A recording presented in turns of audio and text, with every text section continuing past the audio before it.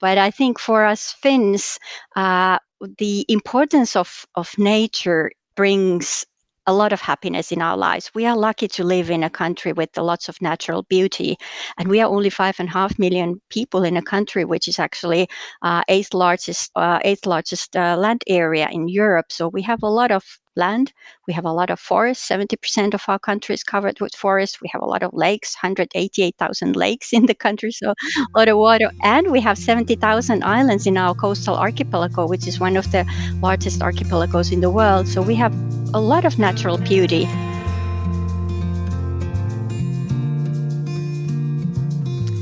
Welcome to Zestful Aging, where I speak with fascinating people from all over the world, from every walk of life, who will inspire you to live with zest. I'm your host, Nicole Christina, and my mission is to bring you optimism about aging and help you make full use of the new opportunities that only come at this stage of life. To find out more about the podcast, hop on over to zestfulaging.com. And while you're there, sign up for my weekly email newsletter, The Insider, where you will get fun and quirky tidbits about the show and my exploits, including when I went python hunting in Florida and my participation in the National Senior Games. And if you love the podcast, I'd be grateful if you shared it with your friends. Our music is courtesy of Judy Banker, who was a previous guest on the show. Find out more at judybanker.com. And our technical director is Stephen Litweiler. Hey, Zesties. Hey, check out my brand new YouTube channel. I'm sharing Zestful Aging longevity tips, usually while hiking with my dogs. But I'm also sharing about the upcoming guest, the one that's coming up the Saturday following. And I get to tell you some inside stuff about them and what you're going to enjoy about their interview.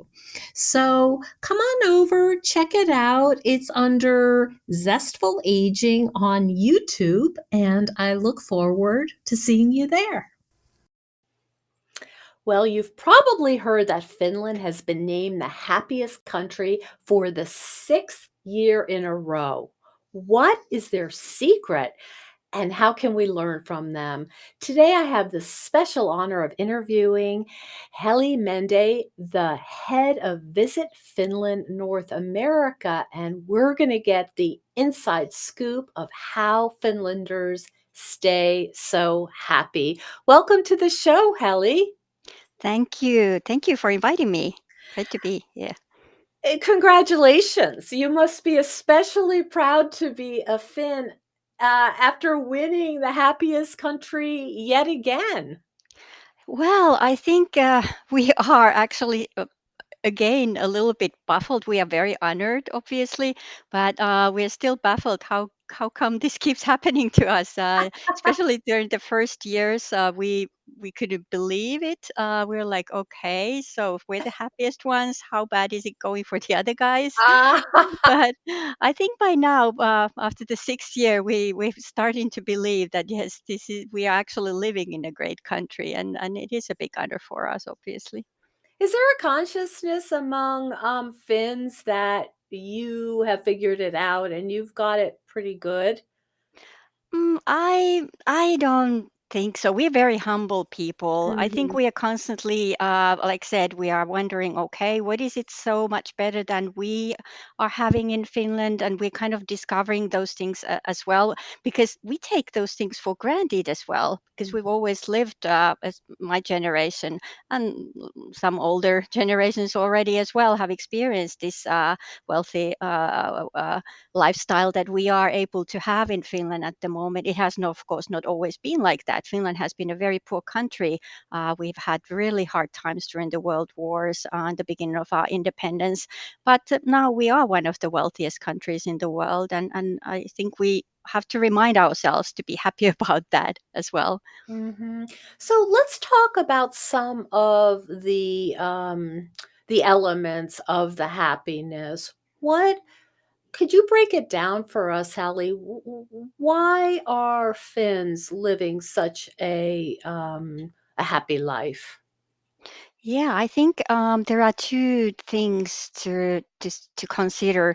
First of all, the happiness report is a report of countries and the country level. So it's measuring certain indexes like education, social security, corruption rate, homelessness, and things like that. And Finland is scoring really, really well on all those. I mean, we have a really great education system, equal and free for everyone, including the universities. We have a really good social security system. We have the universal health care, although we have, like all countries, have issues with their health care, but it is available to everybody and it's almost costless as well. And then we have very low corruption rate.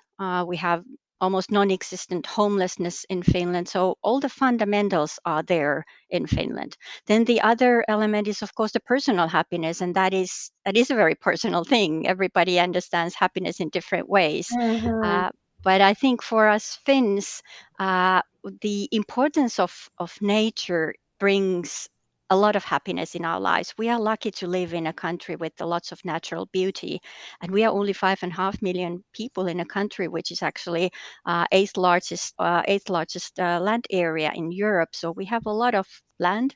We have a lot of forests. 70% of our country is covered with forests. We have a lot of lakes, 188,000 lakes in the country. So Oh a lot my. of water. And we have 70,000 islands in our coastal archipelago, which is one of the largest archipelagos in the world. So we have a lot of natural beauty. And we do appreciate that. That is such an important part of our lifestyle and our lives. And it brings a lot of happiness to us Finns. It is a way to recharge ourselves, to spend time outdoors in the forest or by the sea or by the lakes on the islands. It's just maybe helps us recharge us ourselves, and it also brings a lot of joy to us. So there's a real recognition that nature is important. I think it's so rooted in the Finnish lifestyle that it's one of those things, like I mentioned earlier, that we take for granted. We don't even think about it. But I have been living now for 4 years in New York City because of my work, and I can now understand that actually how easy it was for me before, just step out in the evenings to take a walk in the forest, because the nature is everywhere, even in Mhm. Helsinki where I have my second home, or during the weekends, go for hikes or go to the seaside. In the city, in a big city like this, you don't have that available for you as And easily. it sounds like you're craving that. I am, especially during the pandemic. It was really tough. I was really hoping to be able to spend time in the forest and somewhere where I have something green. Something green. Do you want to talk a little bit? I know that we talked off mic about some of the research, that it's not just trees are pretty, but there's some real research that connects health and being in green spaces. Yeah, absolutely. Yeah, it's been actually, through scientific research, shown that spending time in the forest amongst the trees lowers your blood pressure and improves also your moods. So, to kind of, some people call it forest bathing. We call it just going out for a walk in the forest. But it's the same issue, basically. You just call it walking. And of course, you're known for your saunas. Yes. Tell me about the sauna culture.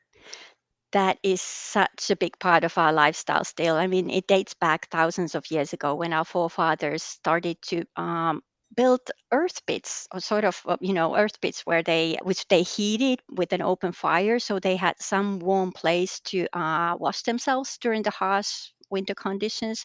But then, of course, it evolved. They realized at some point to start building huts. Those first huts didn't have chimneys at all, and they actually called smoke saunas. So you basically heat it as hot as possible. It's full of Mm. smoke, and at some point they open the doors and then let the smoke out, and then you go inside there to enjoy the warmth of the sauna. Then they figured out to build the chimneys, and that's how we have now the modern saunas.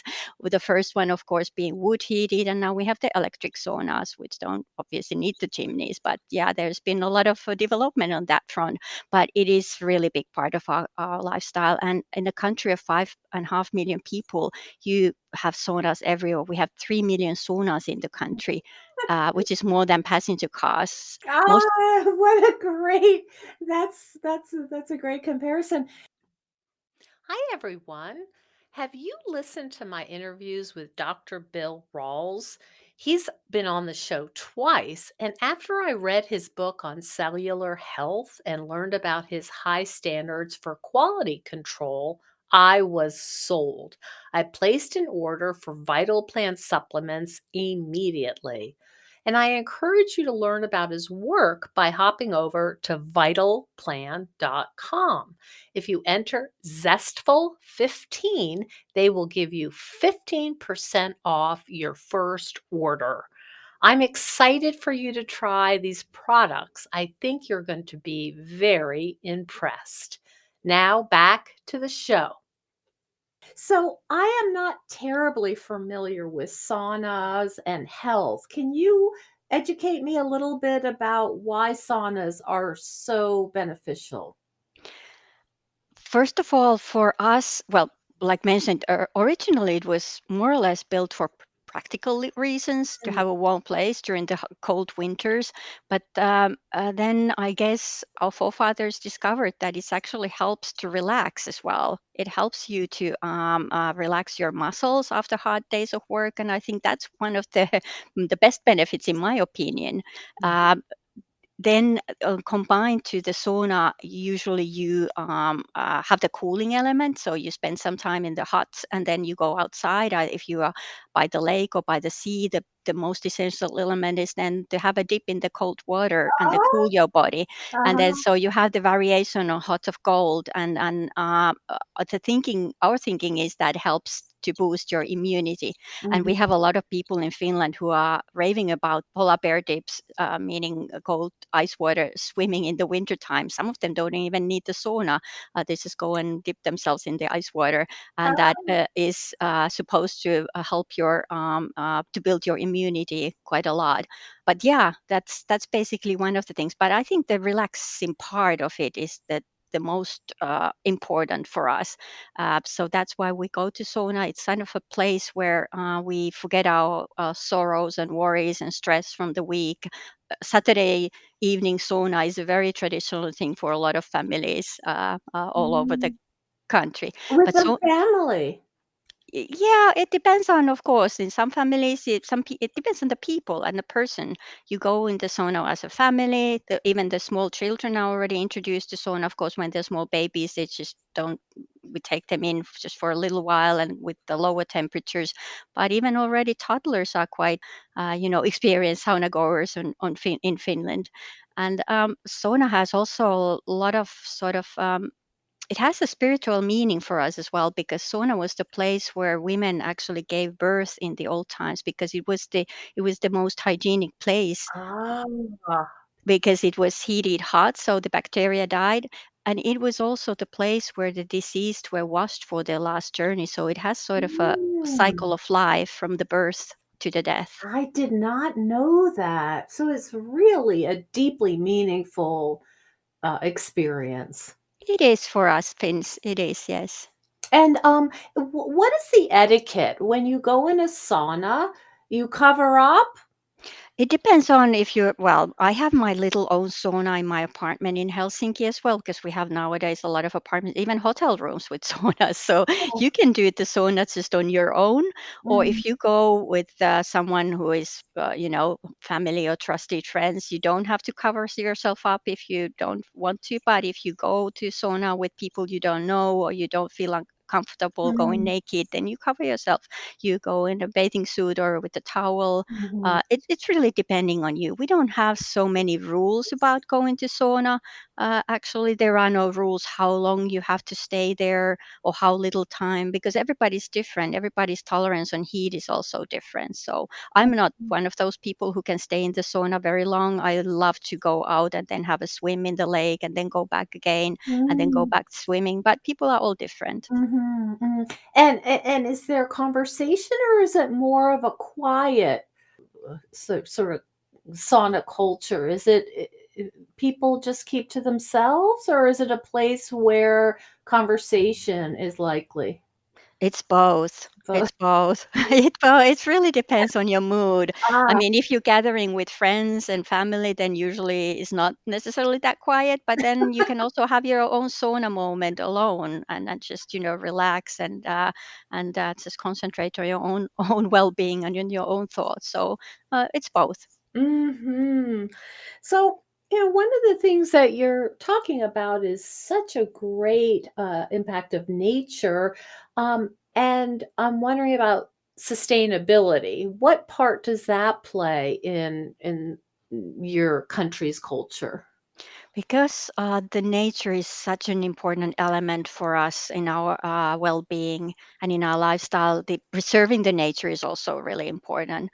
Finland, as a country, has a goal to become carbon neutral by 2035, and we have a lot of sustainability programs in place all around in the country in different industries as well. But on a personal level as well, I think it's something that is self-explanatory for us, that we have to preserve the nature. We have to make sure that the future generations have the same possibility to enjoy the clean water, clean air, the clean Mm. nature surrounding us, because it brings us so much joy and well-being. Mhm. So we What have, would for that example. look like on it if I come to visit? What would I notice that was different than other countries in terms of your sustainability practice?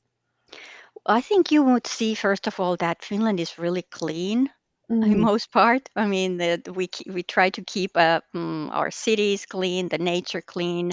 So that is one thing. Of course, there are always people who are not maybe complying with that, but most of us do, The and peer that's really pressure. important for us. Mm. Another thing, which is a really big thing in Finland, and also in many other countries, but especially in Finland right now, is recycling basically everything. And also there is a big trend right now with younger people buying clothes in the secondhand markets, Ah, recycling good. clothing. But we recycle also, for example, we have a system where we recycle plastic bottles and cans. So when you buy in a grocery store or wine store, wherever, bottles or cans, then there is always a little deposit that you pay a little extra, but then you return. There are places all over, very Mhm, easy access. You can bring the bottles and cans, and then you get the money back. mhm, And 93% of all the plastic bottles and cans and glass bottles as well. Actually, it's not just plastic, but also glass is recycled. So 93% of all is recycled of that mhm, in Finland. So I'm mhm, really proud of that as well. mm. One of the things that your country is also very well known for is their beautiful aesthetic and design. And I'm wondering if you could talk a little bit about what makes that particularly Finnish. Yeah, I mean, Finnish design is quite minimalistic. It has but it has also a very functional side of it. So the design is not just for decoration; it's everyday design as well. Design that we use in our kitchens and basically, in all homes we have the most famous design items from Marimekko or Mm, Iittala and things like that. mhm, Fiskars, scissors, every home has those, and we consider those as part of our design heritage as well, because they are timeless design elements, and we think that they are beautiful. mm, But that's of course a personal opinion. And architecture is also quite well known. Finnish architecture and mhm, Helsinki, of course, the modern architecture is maybe better known, but Helsinki, for example, has over 600 Art Nouveau buildings, which is more than in Brussels or in mm. Barcelona. So it's actually a really great city to visit if you're interested in architecture and design. I understand you have a beautiful museum of architecture. Yes, we have a design museum, and there is actually a new a new museum under our planning, but it will take a few years before that is going to be open. But that there will be a new magnificent museum of architecture and design in Helsinki opening in a couple of years. Mm-hmm. So if I were to plan a trip to Finland, one of the things I noticed is there's many regions with many different things to do, and of course the aurora borealis, which sounds absolutely fantastic. How would you even make decisions about what to prioritize? Are there people who can help travelers talk through what they'd like to do? Yes, absolutely. I mean, there are many tour operators and travel agents also here in North America who are familiar with Finland. So, just the best way is to connect with your your own travel agent if you have one, Mm, or even find out which tour operators have packages to Finland. And yes, you are right. We have four different regions in Finland. Helsinki region being one of them, the capital city region, and the second one would be the coastal archipelago region with mm, those beautiful 70,000 islands. Then mm, the third region would be Lakeland region with all the lakes, 188,000 lakes covering most of the southern part. And then the northern part of Finland, which is called Lapland, that's mostly above the Arctic Circle. That's the name of the province as well.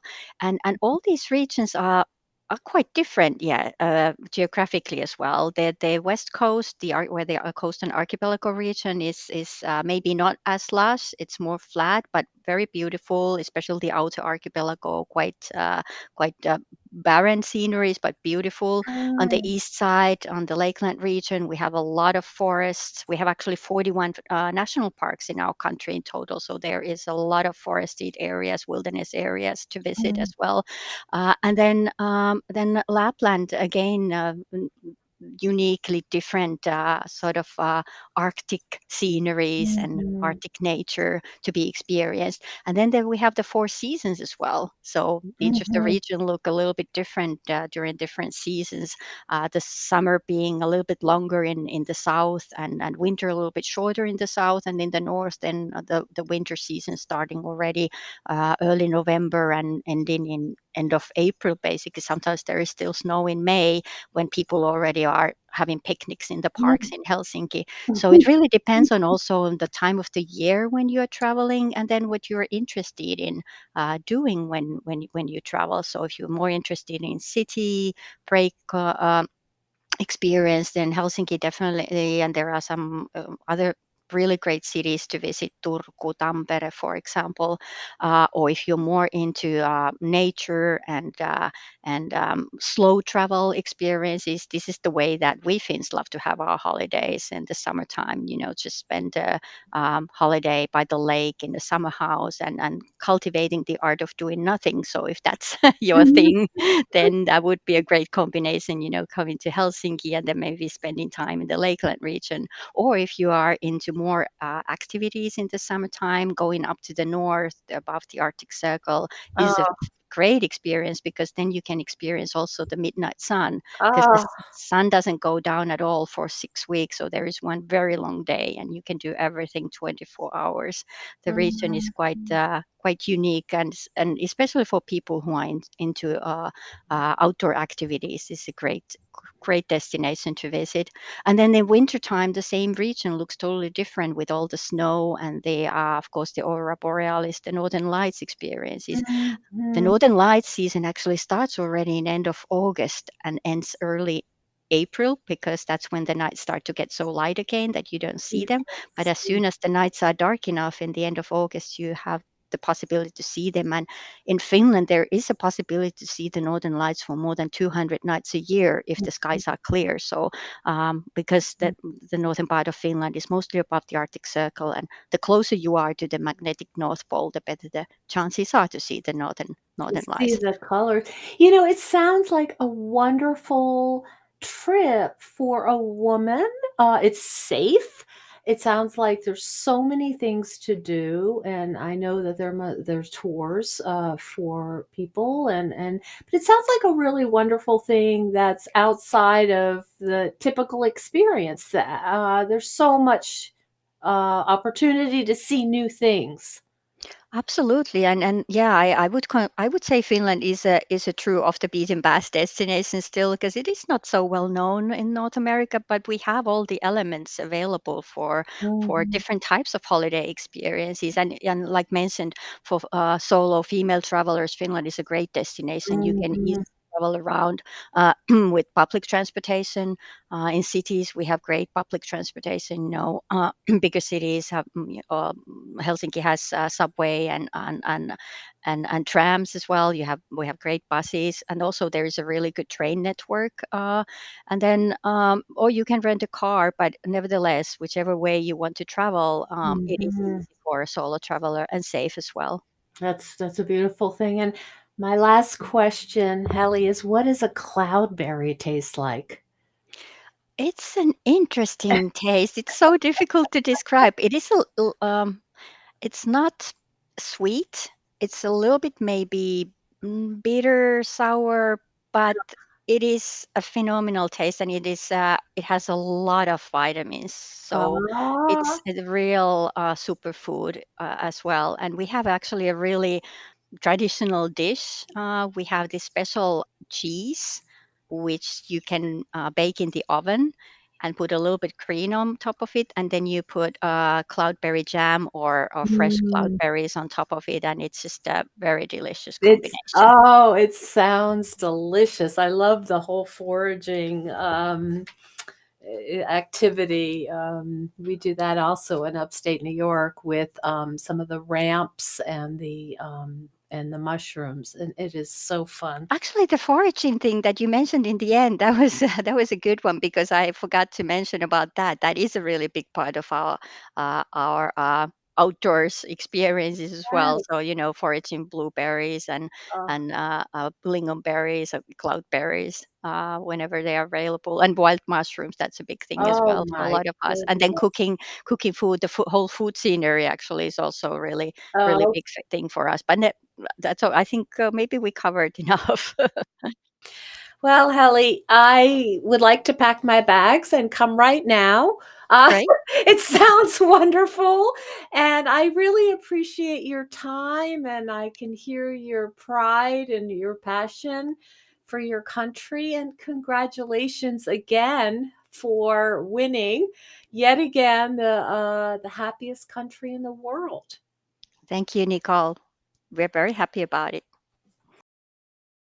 Thank you so much for joining us on Zestful Aging. If you like the podcast, please share it with some of your friends. If you think decluttering could help you feel better and you could use a little assistance with that, check out the online course I've developed with professional organizer and designer Carrie Luderin.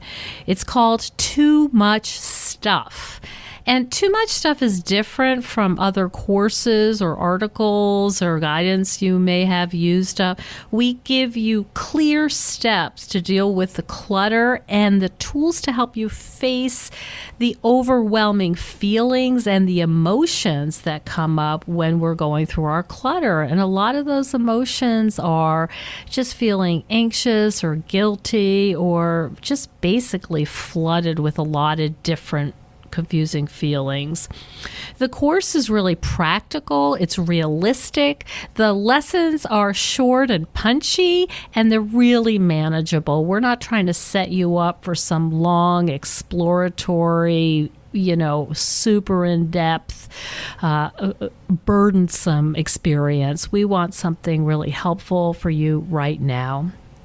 We all need help with our anxiety. So being surrounded by more calm and less chaos can really help. So now's a good time to clear out the clutter so we can focus on what's really important in our lives. So find out more at zestfulaging.com. You'll see more about this under the web courses tab. If you have any questions, just shoot me an email at zestfulaging@gmail.com. Thanks so much. And stay tuned next week for another interview with a fascinating and inspiring guest.